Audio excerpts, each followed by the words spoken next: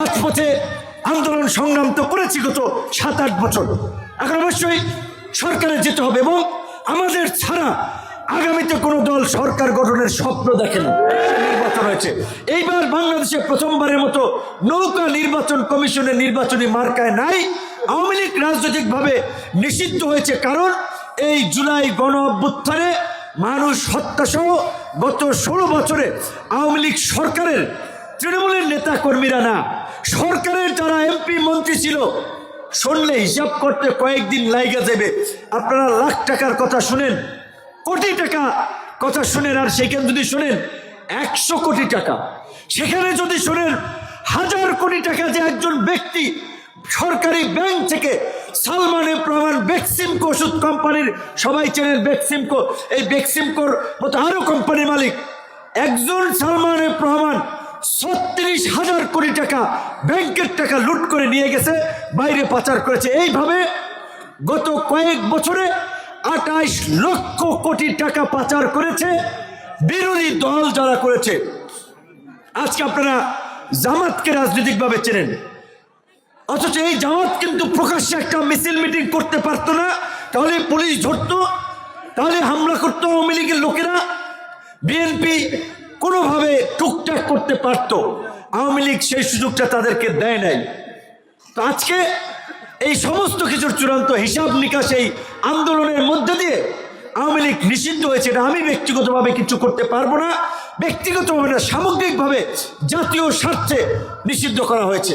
কিন্তু আওয়ামী লীগকে যারা ভোট দিয়েছে, আওয়ামী লীগের 1-1.5 কোটি নেতা কর্মী আছে, তারা কোথায় যাবে? সবাই তো লুটপাট করে নাই, সবাই তো মানুষের মাথায় বাড়ি দেয় নাই। কাজে সেক্ষেত্রে আমরা পরিষ্কারভাবে বলেছি, সাধারণ আওয়ামী লীগের নেতা কর্মী যারা মানুষের উপরে জুলুম করে নাই, নির্যাতন করে নাই, ওই বাজারের দোকান আছে, দোকানদারি করবে, ব্যবসা বাণিজ্য করবে, চাকরি বাকরি করবে, অন্যায়ভাবে কাউকে হয়রানি করা যাবে না। বিএনপির লোকেরা সমাবেশ করতেছে, হাসান মামুন ভাই বিভিন্ন ইউনিয়নে যায়, জামাতের লোকেরা করতেছে, অন্য দলের লোকেরা করতেছে, বিরোধী দলের লোকেরা করতেছে, কেউ কাউকে বাধা দিচ্ছে না। এই পরিবেশ আমাদের জুলাই মঞ্চের নেতা, ঢাকা বিশ্ববিদ্যালয়ের সাবেক ছাত্র, এই আন্দোলনের প্রথম ওই রাষ্ট্রপতির সাথে সংলাপে বসেছিল ছাত্র প্রতিনিধি হিসেবে, আরিফ ভাই বলেছেন যে প্রেক্ষাপট আমরা তৈরি করেছি।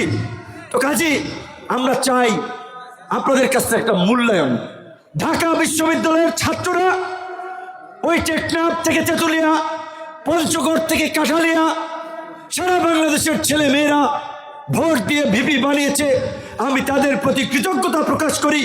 28 বছর পরে নির্বাচন হয়েছিল, সেই নির্বাচনে ভিপি বানিয়েছিল বিদায় আমরা আন্দোলন সংগ্রাম করতে পেরেছিলাম, আজকের এই পরিবর্তন আনতে পেরেছি।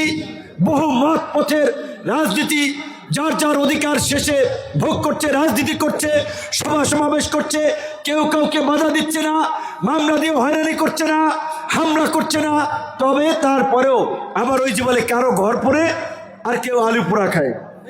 তো আমরা যেমন সবাইকে নিয়ে এই সমাজ এবং রাষ্ট্র পরিবর্তনের কথা বলি, এই সমাজকে গড়ে তোলার কথা বলি, কাজে কাঁধ মিলিয়ে কাজ করার কথা বলি, আবার কিছু মানুষ কিন্তু চান্দাবাজি ধান্দাবাজি করতেছে, হুমকি দিতেছে আবার যে আমার প্রোগ্রামে লোক না আইলে তুমি আওয়ামী লীগের দোষর, মামলা খাবা, তোমার মেম্বারই থাকবে না, চেয়ারম্যানই থাকবে না, বাজারে দোকান খুলতে পারবে না। তো এই কাজগুলো যারা করতেছে, যারা এগুলো বলছে, আমি বলবো তাদেরকে আপনারা চিনে রাখুন, তাদেরকে ঘৃণা করুন। এই সময়ে যারা এইভাবে জবরদস্তিমূলক মানুষকে জোর করে মিছিল মিটিংয়ে নিয়ে যেতে চায়, টার্গেট গেটে লোক নিয়ে আসবা, 10,000 করে টাকা দেবা, এটা কেমন কথা ভাই? এটা তো রাজনীতি না, এর নাম তো নেতাগিরি না। এইগুলা যারা করছে, যেই দলের হোক, যদি আমার দলের হয় আপনারা তাকে সাইজ করবেন, আমার কথা পরিষ্কার। যদি অন্য দলের হয় তাকে আপনারা সাইজ করবেন। 1 দল 12 দল মিলে প্রত্যেক দল তার মার্কায় ভোট করবে। তো আলহামদুলিল্লাহ, আল্লাহর কাছে শুকরিয়া, আপনাদের এলাকার সন্তান যেই বয়সে আমাদের সাথে ছেলে মেয়েরা অনেকে চাকরির জন্য এখনো পড়াশোনা করে চাকরি খোঁজে, সেখানে আমরা মানুষের চাকরির জন্য সুপারিশ করি,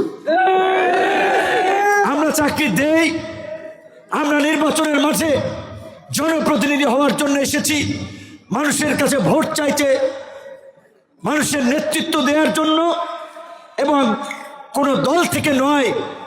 আমাদের এই এলাকার সন্তান, ছোট ভাই কাউসার ইংরেজি বিভাগের ছাত্র, ঢাকা বিশ্ববিদ্যালয়ে ইংরেজি বিভাগে চান্স পাওয়া চারটিখানি কথা না, মাত্র 112 জনের মতো ভর্তি হয়।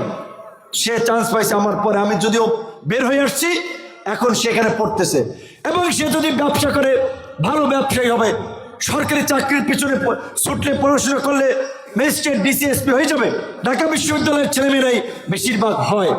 তো কাউসার যেটা বলেছে যে আজকে এই 2018 সাল থেকে এই ছাত্রদের অধিকার আদায়ের আন্দোলন থেকে শুরু করে গণমানুষের অধিকার আদায়ের আন্দোলন করতে গিয়ে আমরা একটা রাজনৈতিক দল গড়ে তুলেছি, যেই দলটির নাম গণ অধিকার পরিষদ, নির্বাচন কমিশনে ট্রাক প্রতীকে নিবন্ধিত রাজনৈতিক দল।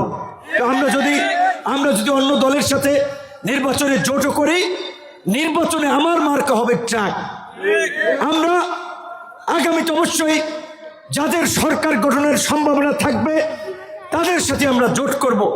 সরকার গঠনের মধ্যে দিয়ে এই দক্ষিণাঞ্চলের পিছিয়ে পড়া অনুন্নত মানুষের জন্য আমাদের কিছু করতে হবে।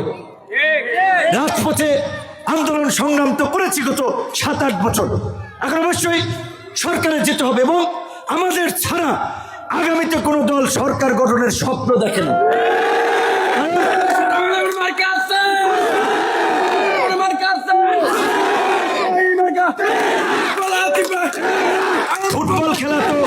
ফুটবল খেলা তো অনেকে বোঝেন, একটা ফুটবল মাঝে ফুটবল দৌড়ায়, প্লেয়াররা ফুটবলকে কিক করে।